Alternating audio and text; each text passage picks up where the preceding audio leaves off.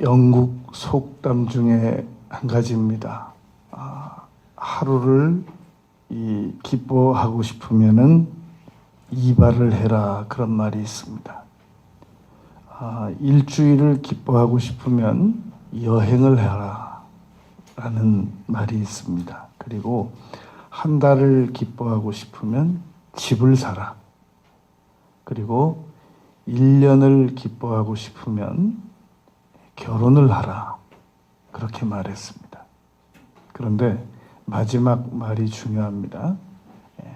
평생을 행복하고 싶으면 이웃을 섬겨라, 이런 속담입니다. 오늘 본문 말씀을 보면 예수님께서 오신 목적이 이웃을 섬기기 위해서 오셨다라고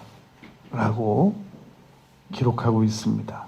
자신을 섬기기 위해서 오셨다는 말이 아니라 사람들을 섬기기 위해서 오셨다라는 말입니다.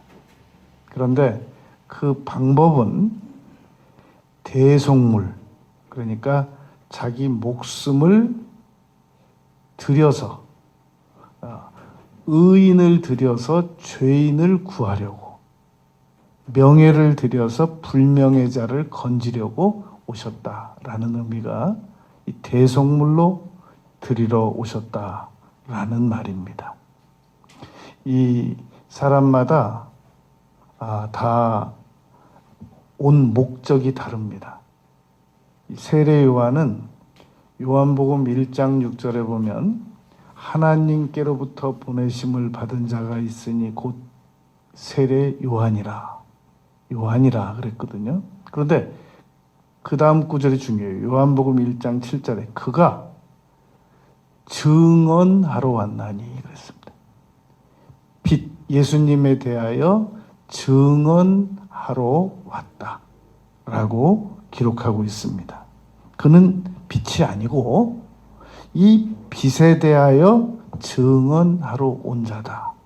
그러니까 사람마다 세상에 온 목적이 다 다르단 말입니다. 그러면 우리는 남은 생애 동안 이 세상에 와서 어떻게 누구를 무엇으로 섬길 것이냐 하는 문제를 우리가 생각해 봐야 됩니다. 첫 번째로 우리는 세상에 와서 가장 먼저 하나님을 잘 섬겨야 됩니다. 너무나도 많은 사람들이 이 세상에 와서 아주 이웃을 잘 섬기다 가면 아주 대단한 일을 한 것처럼 잘못 오해하는 경향이 있습니다. 그러나 이웃을 아무리 잘 섬겨도 하나님을 안 섬기고 세상을 떠나면 상이 없습니다.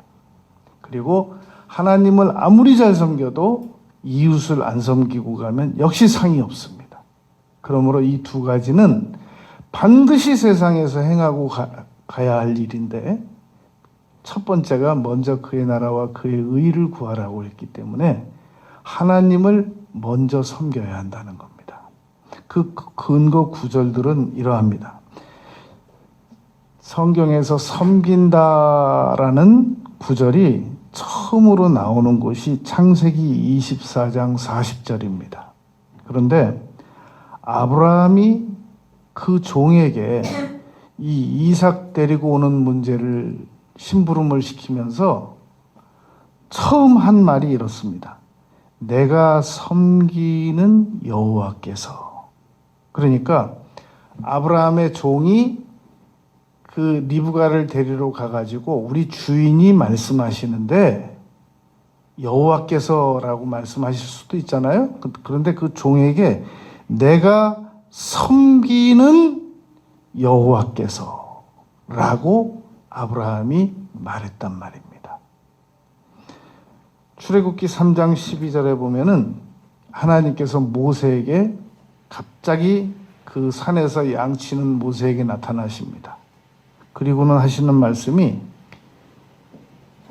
이 산에서 네가 애굽에 가서 이스라엘 백성들을 이끌고 나와서 이 산에서 나를 섬기게 될 것이다. 그때 섬긴다라는 표현을 사용하십니다. 그리고 출애굽기 4장 23절에서는 바로 왕에게 무시무시한 말을 전달하라고 합니다. 하나님께서.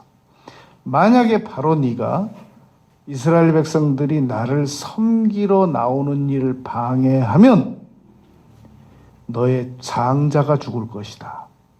그렇게 모세를 통해서 말씀하십니다. 그러니까 여러분, 하나님께서 얼마나 섬김받는 일을 중요하게 여기시느냐 하는 문제는 그 섬김받는 것을 방해하면 장자도 데려가 버리시겠다. 그렇게 모세를 통해서 말씀하셨단 말입니다. 출애굽기 23장 25절에 보면 내 하나님 여호와를 섬기라. 그리하면 여호와가 너희 양식과 물과 복을 내리겠다.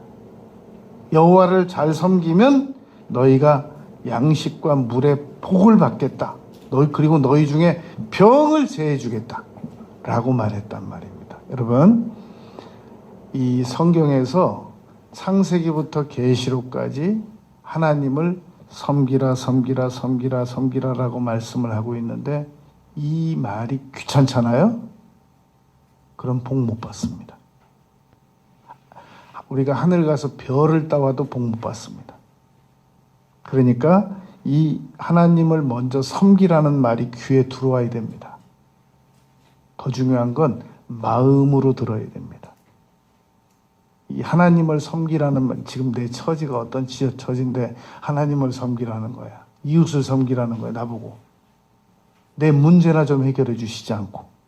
이것은 이 복을 멀리 밀어내는 지름길이 됩니다. 여호수아 24장 14절 15절에 보면 여호수아가 평생을 여호수아 1장부터 이스라엘 백성들을 지도하는 일을 마치고 이렇게 말합니다. 여호와를 경외하고 온전하고 진심으로 그를 섬기라. 여러분, 아브라함도 하나님을 섬기라고 그러죠. 모세도 하나님을 섬기라고 그러죠. 여호수아도 진실로 그를 섬기라 라고 백성들에게 말한단 말입니다. 너희들이 강 저쪽 그리고 애굽에서 섬기던 그 신들을 버리고 여호와만 섬기라. 여호와를 택하고 그를 섬기라. 마지막 유언처럼 말씀하신단 말입니다. 여러분, 사무엘이 어릴 때 엘리 제사장을 섬겼잖아요. 그런데 사무엘 2장 11절에 보면은 이렇게 써 있습니다. 제사장 엘리 앞에서 그 어린 사무엘이에요. 사무엘상 2장 11절에 보면 제사장 엘리 앞에서 여호와를 섬기니라. 그러니까 어린 사무엘이 엘리 제사장 말만 들은 게 아니라 엘리 제사장 앞에서 여호와를 섬겼다라고 기록하고 있단 말입니다. 그러한 사무엘이 이제 성장해가지고 사무엘상 7장 3절 4절에 보면 여호수아와 똑같은 말을 해요. 이스라엘 백성들에게 너희가 전심으로 여호와께 돌아오려거든 너희 마음을 여호와께로 향하고 그를 섬기라. 그리하여야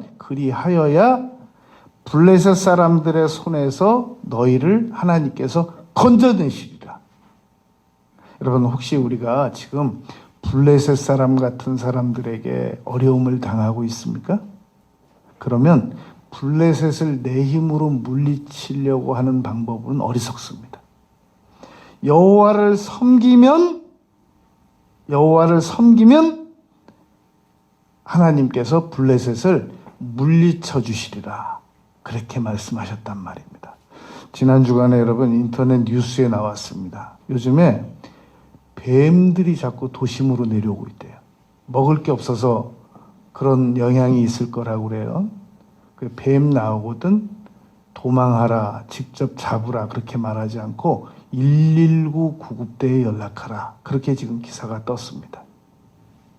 여러분, 블레셋이 쳐들어오거든 직접 막으려고 하지 말고 여호와를 섬기면 하나님께서 블레셋을 물리쳐 주시리라 라고 사무엘상 7장 3절에서 말씀했단 말입니다. 예수님 광야에서 금식하실 때 사탄이 와서 예수님을 시험했습니다. 그랬더니 예수님께서 사탄에게 사탄아 물러가라 라고까지만 말씀하시지 않고 마태복음 4장 10절에서 다만 그를 섬기라. 사탄이 하나님 섬기겠어요? 그런데 예수님께서는 그렇게 말씀하셨단 말입니다. 사탄에게도 하나님을 섬겨라 라고 말씀하셨습니다. 여러분 누가복음 2장 37절에 보면 성전에서 일평생 하나님을 섬기다가 과부된 84세 연로한 이 노인에게 이렇게 기록하고 있습니다. 그녀가 성전에서 주야로 금식하고 기도하며 하나님을 섬겼다. 그러니까 하나님을 섬기는 방법은 금식 자주 하고 기도로도 하나님을 얼마든지 섬길 수 있다라는 말입니다. 사도행전 13장 1절 2절에 보면 안디옥 교회가 주를 섬겨 금식했다. 하나님을 섬기는 방법이 얼마나 많은데 안디옥 교회는 금식함으로 하나님을 섬겨서 기도를 드렸더니 하나님께서 두 사람을 분리해내라. 성령께서 바울과 바나바를 분리해내서 선교사로 파송시키더란 말입니다. 우리가 여러분 하나님을 섬기는 방법은 여러 가지가 있습니다. 예수님처럼 사탄을 꾸짖으면서 섬기라고 하기도 하고 엘리제사장 앞에 몸은 엘리제사장 앞에 가 있지만 마음으로 하나님께서 나에게 무엇이라고 말씀하시느냐를 잘 들으면서 하나님을 섬기기도 하고 이방 우상을 다 제거하면서 하나님을 섬기기도 하고 하나님 섬기는 걸 자꾸 방해하면 장자를 데려갈 거야 라고 단호하게 말하면서도 섬기고 그렇단 말입니다. 이 누가복음 8장 3절에 보면은 이렇게 써 있습니다. 여러분 혹시 예수님께서 다니실 때 무슨 경비를 가지고 돌아다니셨는지 복음 사업을 하셨는지 궁금하게 생각한 적이 있습니까? 그 해답입니다. 누가복음 8장 3절에 보면 헤롯의 청직이 구사의 아내 요한나와 수산나 여자들이 자기 소유로 예수님의 일행을 섬겼다는 겁니다. 그러니까 나가서 전도를 하든지 선교사로 가든지 선교사를 돕든지 나가서 전도를 하든지 전도자들을 돕든지 그것이 하나님을 섬기는 방법이다라는 것을 알 수 있습니다. 가지도 않고 보내지도 않고 전도도 안 하고 전도 대원들을 지원도 안 하고 이것은 하나님을 섬길 마음 자체가 없는 것이라고 보면 된단 말입니다. 요한복음 12장 26절에 보면 예수님께서 이렇게 말씀하셨습니다. 사람이 나를 섬기면 내 아버지께서 그를 귀하게 여기시리라. 사도행전 13장 36절에 보면 왜 도대체 하나님께서는 그 범죄한 다윗을 왜 그렇게 포기하지 못하시고 성경에 내종 다윗 성경에 다윗 이름이 800번이 더 나온다고 그러잖아요. 왜 그러셨을까? 사도행전 13장 36절이 킵니다. 다윗은 하나님의 뜻을 따라 섬기다가 그러니까 다윗이 여러분 어떤 사람도 단면으로 딱 잘라서 한 가지 사건만 딱 놓고 그 사람의 전체를 평가하면 당장 돌 맞아 죽을 사람이 아닌 사람이 세상에는 없는 겁니다. 어떤 한 가지 사건만 딱 놓고 다윗 역시 우리아의 아내 밧세바를 범한 것으로만 사건을 놓고 보면 다윗은 당장 돌 맞아 죽어야죠. 그런데 그의 전체적인 인생을 평가해 볼 때 그는 하나님의 뜻을 따라 하나님을 섬겼다라고 사도행전 13장 36절에 기록하고 있단 말입니다. 사도행전 27장 23절에 보면 바울 사도는 유라굴라 광풍을 만나가지고 배가 막 파손돼서 너무너무 혼돈 속에 있었습니다. 그때 바울 사도께서 오늘 죽을지 잠시 후에 죽을지 내일 죽을지 몰라서 두려워하는 사람들에게 설교를 시작했습니다. 그런데 뭐라고 설교하냐면 여러분 시편 50편 22절에서 말씀하시기를 그렇게 안 했단 말입니다. 내가 섬기는 하나님의 사자가 어젯밤에 내게 말씀하시기를 내가 섬기는 하나님의 사자가 내가 섬긴다라는 말을 아브라함도 하고 이 바울 사도도 하고 분명히 내가 섬긴다라고 이 문장 앞에다 꼭 넣는 겁니다. 강조하는 겁니다. 로마서 1장 9절에 보면 바울 사도께서 가보지도 않은 로마 교인들에게 이렇게 말합니다.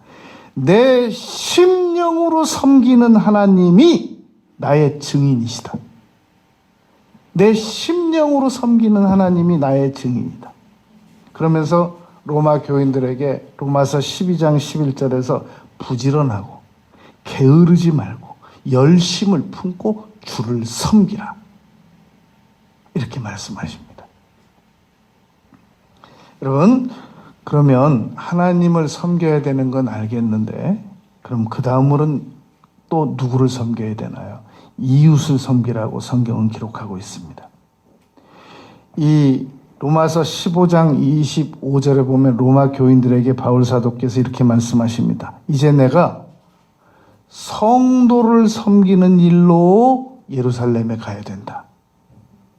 그래서 예루살렘에 가서 바울 사도는 체포당해가지고 가이사라에 가서 2년간 투옥되고 로마로 가고 로마 감옥으로 들어갑니다.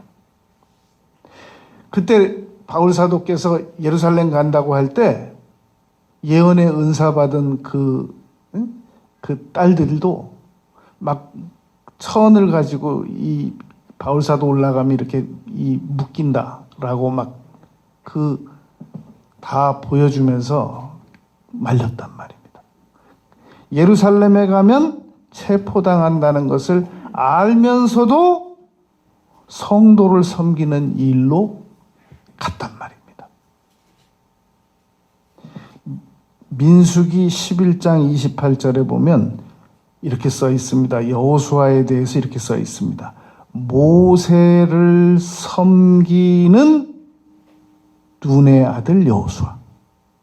그냥 여호수아라고 써 있지 않고 눈의 아들 여호수아라고 써 있지 않고 모세를 섬기는 눈의 아들 여호수아. 여호수아는 모세를 여러분 어떻게 섬겼겠습니까? 모세가 시내산에 올라가서 그 이스라엘 백성들이 너무너무 두려우니까 당신이 하나님께 나가서 말씀 받아다 우리한테 전달해 주세요. 우리는 무서워서 견딜 수가 없습니다. 구름 속에 들어가서 40일 금식을 하고 하나님께 만나 뵙고 있을 때 그 밑에 기다리고 있었어요. 아무것도 안 하고. 오로지 모세만 40일을 기다렸어요. 얼마나 대단한 일이냐 말입니다. 그런 말이 있습니다. 누군가를 열심히 돕고 텐징 노르가이, 그 에베레스트산 그 최초 등반자를 도운 텐징 노르가이가 같이 유명해졌단 말입니다. 자기는 그냥 짐 들어다 주는 사람인데도 불구하고. 그러니까 여러분, 이웃을 섬기는 일은 하나님께서 대단히 중요하게 보십니다. 마태복음 25장 34절부터 40절까지 말씀해 보면 아주 이웃을 섬기는 일이 얼마나 중요한지를 알 수 있습니다. 이게 예수님께서 말씀해 주신 겁니다. 34절에 보면 임금이 오른편에 있는 사람들, 왼편에 있는 사람들은 이웃에 대하여 아주 냉정했던 사람들이고, 오른편에 있는 사람들에게 지금 하는 말씀입니다. 너희가 내가 줄일 때 먹을 거 줬고, 내가 목마를 때 물 마시게 해줬고, 내가 나그네 때 너희가 영접해줬고, 내가 헐벗었을 때 옷 줬고, 내가 병들었을 때 돌보아줬고, 내가 감옥에 갇혔을 때 이렇게 써 있습니다. 와서 보았다, 너희가. 그랬더니 오른쪽에 있는 사람들이 37절, 38절, 39절에서 이렇게 말합니다. 언제요?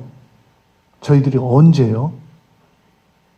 그랬더니 임금이 마태복음 25장 40절에서 이렇게 말씀하십니다. 내 형제 중에 지극히 작은 자에게 한 일이 그게 나에게 한 일이야. 여러분 그 톨스토이 작품에 보면 그거 있잖아요. 예수님께서 한 여인에게 찾아간다고 통보한단 말입니다. 그런데 여인이 예수님 오시면 대접하려고 아주 식사를 잘 준비하고 기다리고 있는데 아무리 기다려도 안 와요. 길 노숙인이 오니까 기다려 대접하고, 또 아주 천한 사람 또 오니까 또 대접하고 또 대접하고, 그러다 잠들었어요. 꿈에 나타났어요, 예수님께서. 아니 왜 예수님 오신다고 그랬더니 안 오세요. 나 갔다 왔어 3번이나. 언제요? 네가 그 헐벗고 가난한 사람들 대접해 주는 거 그게 나야 라고 이 톨스토이는 그 작품을 풀어나갔단 말입니다. 여러분 흘러 떠내려가는 물로도 떠주면 그게 적선이 된다라고 말했다고 제가 자주 말하지 않습니까? 이웃을 섬기는 것, 이것은 곧 예수님께서 너무너무 기뻐하시는 일이시고 변장해서 나타나신단 말입니다. 그런데 안타깝게도 우리 앞에도, 여러분 우리가 지금 기억을 되돌아보면 우리 앞에도 예수님으로 변장된 사람들이 많이 나타났거든요. 벌써 또 왔다 갔어요, 여러 번. 그런데 우리가 왜 그분들을 놓쳤냐면 조건을 까다롭게 하는 거예요. 얘네 잘못 돕다가 괜히 오해받으면 어떡할까. 요즘은 여러분 택배 상자도 조심해야 된대요. 택배가 와서 잘못 왔다고 그거 반송해 가라고 전화하면 그게 마약 사범으로 걸린대요. 그러니 겁나서 누굴 돕겠어요. 길 가다가 그 자전거 타고 가다가 넘어진 아주머니 불쌍해서 차 세우고 어디 안 다치셨냐고 물어봤더니 그 차 때문에 자기가 넘어졌다고 신고했대잖아요. 그러니 누굴 돕겠어요. 점점 더 이웃을 돕기가 정말 무섭단 말입니다. 그런데 누가복음에 보면 예수님께서 사마리아 사람 한 사람을, 그 강도 만난 자를 도운 사마리아 사람을 비유로 말씀하셨단 말입니다. 그때 여러분 강도 만난 자를 도와서 주막으로 데려가다가 또 강도 만날 수 있어요. 2차 가해를 받을 수 있단 말입니다. 또 강도 만난 사람이 잘못하면 그 돕던 선한 사마리아 사람이, 선하다는 말은 없어요. 우리 후세 사람들이 붙인 거예요. 선한 사마리아법 이런 거 다 우리가 붙인 거란 말입니다. 하도 그 일이 어려운 일이라서. 그러니까 이웃을 돕는 일이 보통 어려운 일이 아니란 말입니다. 그럼에도 불구하고 잘 기회를 놓치지 말아야 됩니다. 예수님께서 변장하고 어느 틈에 갑자기 돌발적으로 나타나실 수 있단 말입니다. 그분만 제대로 모시면 이제 우리 나머지 문제는 해결납니다. 문제는 우리가 꼭 놓친다는 거예요. 그 변장한 예수님을 아주 절묘한 타이밍에 모셨던 분이 바로 그 원종수 권사님 어머니 김철려 권사님인 거예요. 길거리에서 노숙하는 그 노인 모셔다가 그 종수야 목욕시켜드려라. 이 고등학생 종수, 대전고등학교 500등 하던 친구가 얼마나 노인이 때가 많은지 이 나뭇가지로 때를 걷어떼잖아요. 예? 떼잖아요. 어머니가 목욕시켜드리라고 그랬더니 목욕시켜줬대요. 미국 대통령 5명을 조사해봤대요. 어떻게 하다가 대통령 됐냐고. 엄마 말 잘 듣다가 대통령 다 됐다고 그러더래요. 목욕시켜주고 밥 드려라. 그때부터 이 500등 하던 친구가 책만 보면 다 장이 외워져 버리는 거예요, 그냥. 그래서 서울대 수석으로 들어갔잖아요, 의과대학을. 미국 디트로이트가 암 전문센터에서 암 전문의로 하다가 신학해가지고 이 아주 우수한 성적으로 공부했다고 그러는데, 여러분, 우리가 남은 생애 동안 뭐 여러 가지 막 일해서 돈 벌고 뭐 여러 가지 방법이 있어요. 근데 여러 방법이 있는데 변장된 예수님만 안 놓치면, 그러면 아주 놀라운 축복을 받습니다. 여러분, 제가 자주 소개해드리는 이 김택정 장로님이 내 치과 주치의시잖아요. 이 장로님께 간증을 제가 지금 처음부터 끝까지 다 이렇게 조각조각 이어서 듣는데요. 그런데 중요한 단서 하나를 발견했습니다. 초등학교 때 아버지가 공무원이셨기 때문에, 우체국 공무원이셨기 때문에 삼천포에 가서 잠깐 살았대요. 근데 친구들하고 해변가에서 노는데 저녁에, 그때 날씨가 추웠대요. 저녁에 할아버지 한 분이 그 옷도 없이 덜덜덜덜 떨고 계시더래요. 다른 친구들은 다 집에 가버리는데 이 김택정 어린 그 10살밖에 안 된 소년이 그 할아버지를 집으로 모시고 간 거예요. 그 일본식 다다미 방이었는데 빈 방이 하나 있었대요. 부모님도 모르는 그런 방. 모르게 그 빈 방에다 할아버지 거기 계시다가 얼어 죽으세요. 그러니까 요 방에서 주무시고 가세요. 딱 그거 하나예요, 제가 보니까. 그 다른 아이들은 그냥 집에 가는데 딱 그 추운데 해변에서 삼천포 모셔다가 아무것도 없는, 뭐 신문지 한 장을 준 것도 아니에요. 그냥 그 빈 방에다 딱 넣어드린 거. 그거밖에 없어요. 그런데 하나님께서 지금 83세신데 손도 안 떨고 진료해요. 지금도. 안경도 안 쓰고 진료해요. 그래서 지금 100세까지 사시고 그 다음 해 1월 7일 날 천국 가시자고 그랬더니 지난 주간에 전화 왔어요. 목사님, 아무래도 93살까지만 살아야 되겠대요. 그래서 100세까지 사시기로 하셨잖아요. 아무리 따져봐도 안 되겠대요. 93세까지만 살 거래요. 그러면 지금 83세시니까 93세까지 사시고 94세 1월 17일 날 가시는 겁니다. 1월 17일이 아니고 1월 7일이래요. 그래요? 1월 7일이실 거예요? 그럼 1월 7일 날 생신 드시고 가시는 거예요? 알았대요. 다 계산해 봤대요. 지금부터 아주 10년을 알차게 살고 가시겠대요. 그때 제가 임종 예배 잘 드려드리기로 했어요.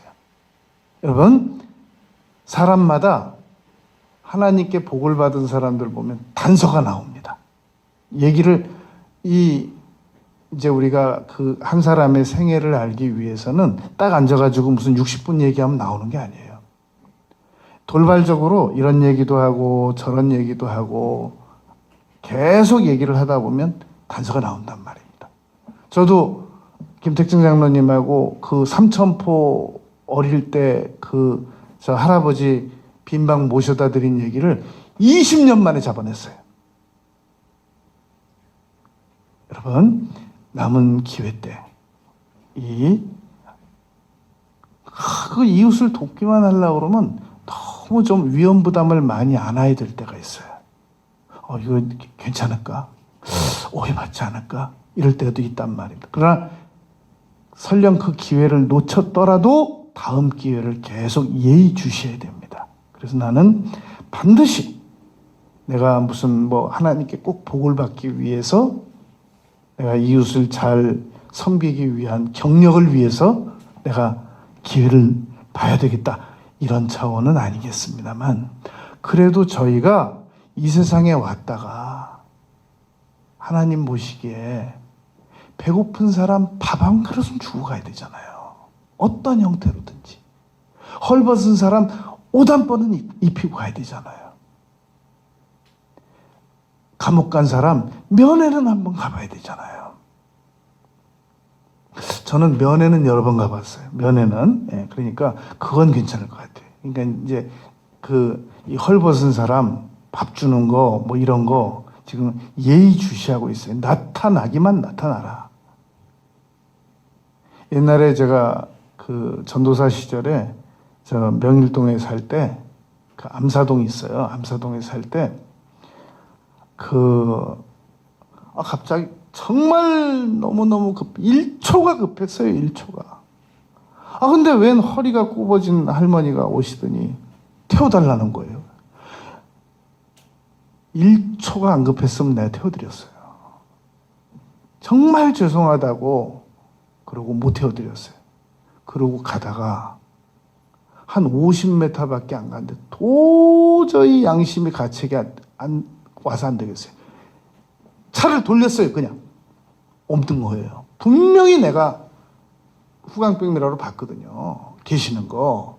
그리고 내가 무슨 일이 있어도 내가 어떤 어려움이 있어도 나 저분 모셨다 들고 간다. 그리고 바로 유턴하고 없어요.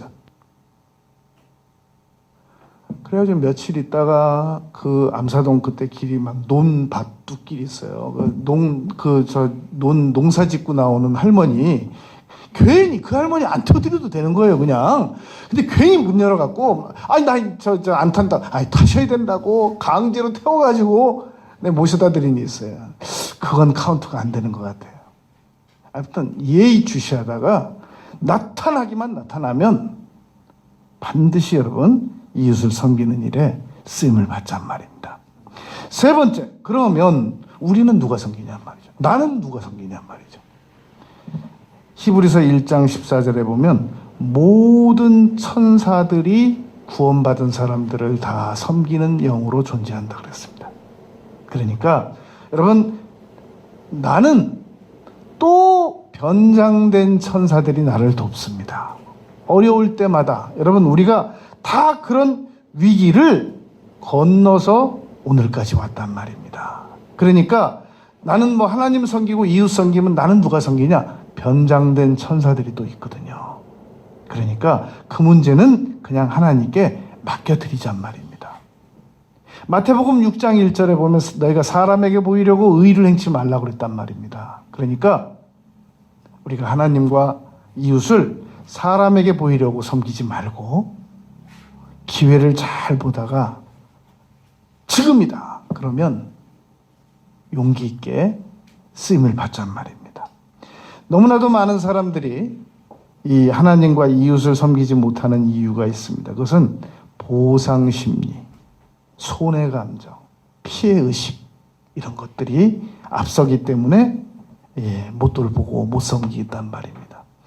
2001년 포춘지에서 신년 특집으로 100대 기업이 21세기에 선택한 리더십이라는 책을 한 권 소개시켰습니다.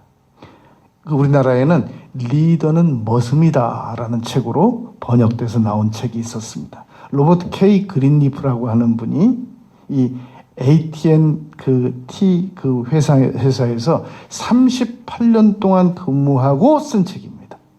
바로 서번트 리더십, 종의 리더십, 섬기는 리더십만이 앞으로 진정한 리더십이 될 수 있을 것이다. 무슨 변혁적 리더십, 무슨 카리스마 리더십, 별 리더십이 세상에 많아도 그것으로는 세상을 못 변화시킨다 라는 의미에서 바로 종의 리더십을, 섬김의 리더십을 소개한 적이 있었습니다.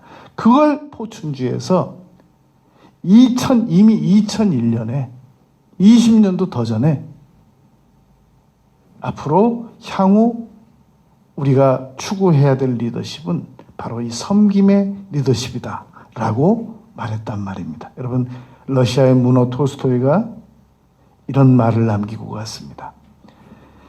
자기 희생만큼 행복한 일은 없는 거다.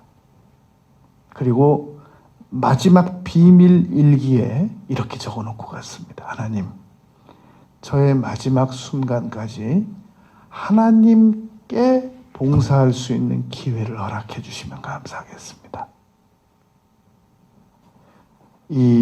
내가 정말로 누군가를 사랑하느냐, 사랑하지 않느냐를 판별하는 방식이 있습니다. 너무나도 많은 분들이 자기 자녀를 당연히 사랑한다 이렇게 생각하고 믿고 있습니다. 의심 없이. 한번 이거 네 가지를 분별해 보시기 바랍니다. 판별해 보시기 바랍니다. 진짜 사랑하면 아무 보상도 안 바란다는 겁니다. 뭔가를 보상받고 싶으면 일단 그건 계산이 있으면 그건 사랑이 아니라는 겁니다. 그건 거래적 리더십이죠. 그리고 봉사는 하는데 기쁨이 없어요. 그건 사랑 아니래요. 기뻐야. 여러분 한번 생각을 해보세요. 기쁘지 않고 억지로 하는데 거기 무슨 사랑이 있어요. 그리고 이 판별식 중에서 봉사하면서 아무 보상을 안 받아도 나는 이미 보상받았다라고 믿어져야 그게 사랑이래요. 여러분 우리가 어린 자녀들 어렸을 때 키울 때 목욕시키고 분 바르고 난 다음에 자 이제 계산을 해야지 그런 적이 있었습니까 우리가? 그거 목욕시킬 수 있는 기회만 해도 감사했잖아요. 이미 보상 다 받았어요 우리는. 뭘 또 우리가 우리 자녀들에게 뭘 바라느냐 말이죠. 결정적으로 지배하고 싶은 마음이 없어야 사랑하는 거래요. 내가 뭔가를 지배하고 싶고 통제하고 싶으면 그건 사랑 아니래요.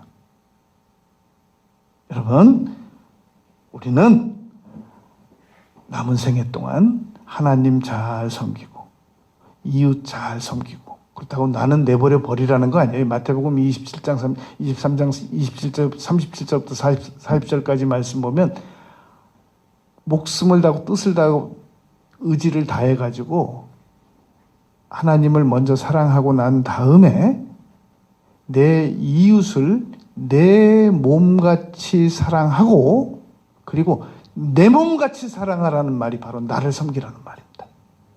그러니까 나를 함부로 예우하면 그것도 안 돼요. 그러니까 우리는 결론을 이렇게 내릴 수 있습니다. 하나님 남은 생애 동안 하나님 잘 섬기고 이웃 잘 섬기고 나 자신 잘 섬기고 그러면 그것이 하나님의 뜻입니다. 기도드리겠습니다. 아버지 하나님, 저희들이 남은 생애를 하나님을 섬기는 삶, 이웃을 섬기는 삶, 나 자신을 진심으로 섬기는 삶을 살아가도록 결심하였습니다. 예수님 이름으로 기도드렸습니다. 아멘.